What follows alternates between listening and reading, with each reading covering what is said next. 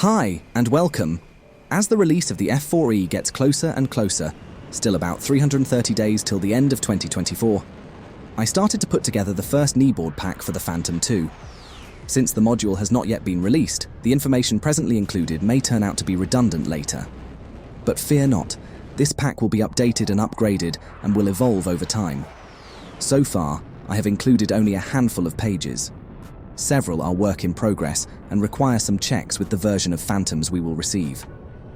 Compared to my previous kneeboard pack, I decided to drop the old raster images I have been using for a decade or more and move to vector images.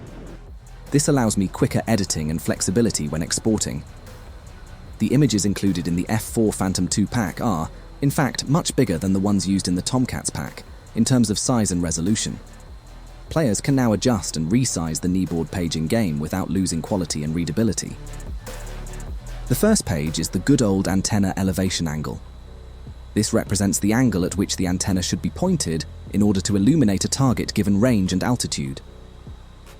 For instance, a controller may provide information in BRA format with a range of 30 nautical miles and a target's altitude of 17,000 feet.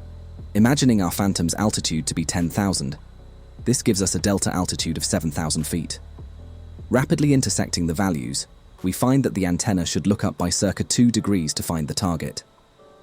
The page also includes mnemonic formulas to obtain the antenna elevation angle or delta altitude using simple maths. The second page is fundamentally the inverse of page 1. It can be useful to assess the target's altitude when a return is spotted on the radar display. For example, if the antenna is looking up by 3 degrees and the range is assessed, using the display scale and the reference grid to be circa 20 nautical miles, then the altitude is 6,000 higher than our Phantom. This information can be broadcast to other flights or controllers.